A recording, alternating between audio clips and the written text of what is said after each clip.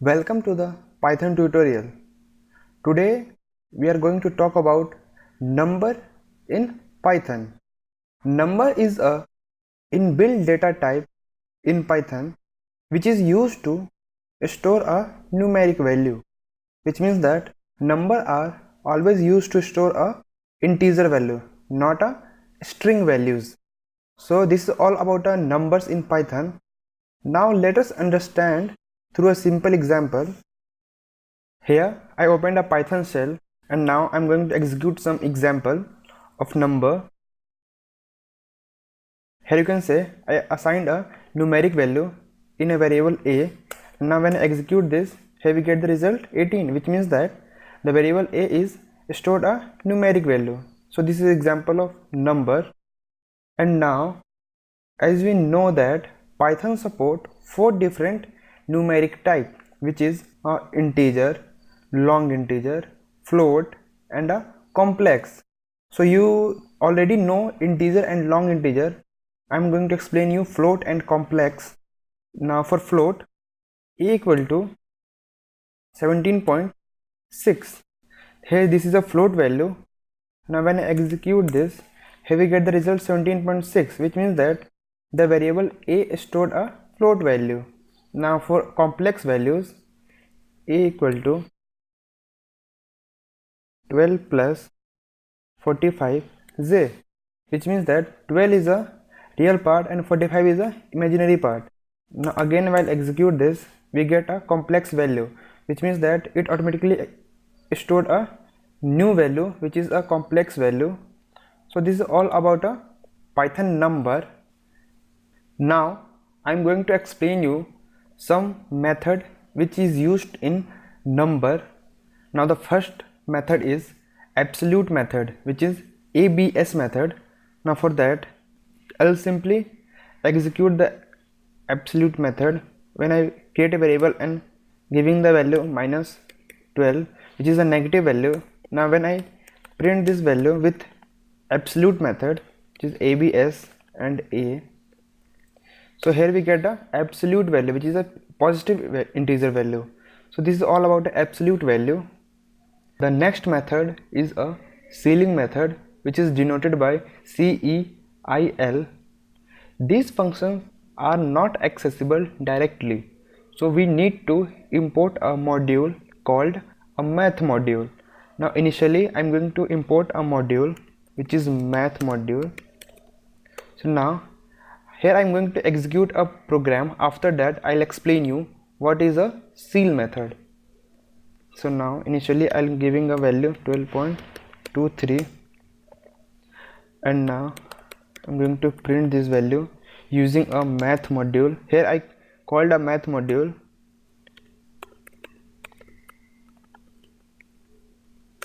So here we get the result 13, which means that ceil methods are always store the smallest integer value which is greater than the reference value. So which is the smallest integer value greater than the reference value? I think 13 is the smallest integer value after the 12.323. It will not give you the float value, it will always give you the integer value. Or we can say that ceil are used to store a next step value. So whatever value you had given 12.24, 23, 98, anything, it will simply give you the next integer value. So this is a 13 is the next integer value. So now this is all about a ceil method. The next method is a floor method. Floor method is just similar to the ceil method. So initially we have to import a module math. Here I'm going to execute a program. After that I'll explain you. A equal to 12.23 and now I'm going to call this method.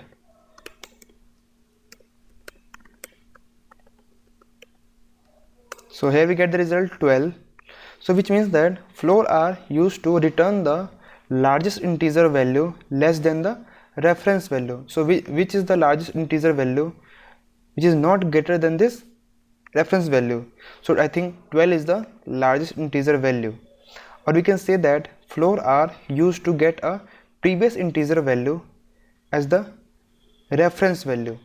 So the previous integer value, then the reference value is the 12. So if you put 13.34, 14.4, we will get the previous integer value which is 13 or a 14. So this is all about a floor method.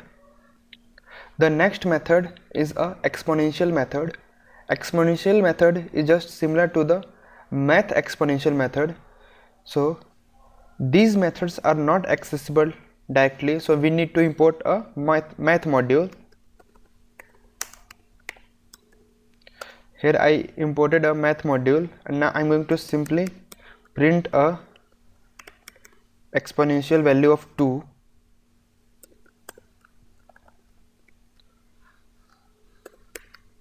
So here we get the result 7.38. So this is all about a exponential method. The next method is a maximum method denoted by max. So for that we don't need to import a math module, we can access directly. So a equal to max 12, 45 and 2. Here we print a value a. So here we get the result 45. So 45 is maximum inside this list of item. So this is all about a max method. The next method is a min method, or we can say that minimum method. For that a equal to min, and again you going the same variable.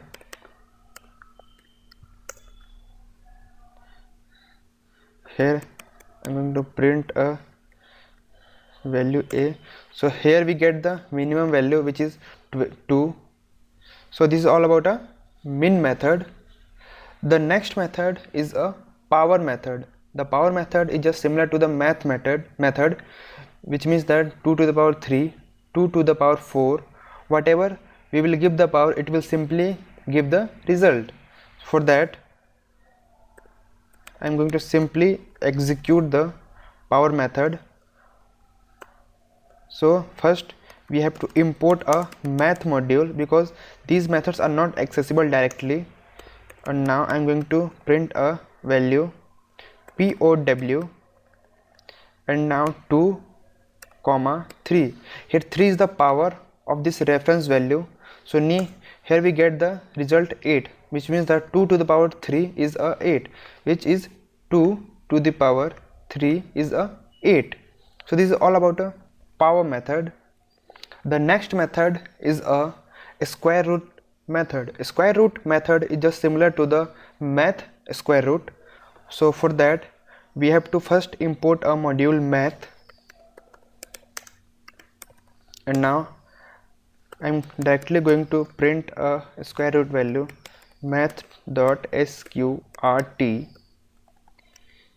100. So we get the result 10. So square root of 100 is simply a 10. So this is all about a square root method. The next method is a mod f method. Mod f method is used to get a integer value apart and a float value apart, which means that we will get the separate value of integer and a float. So now firstly I am going to import a module math, and now I am going to execute a program. After that I'll explain you. Mod f, I am giving a value 12.90.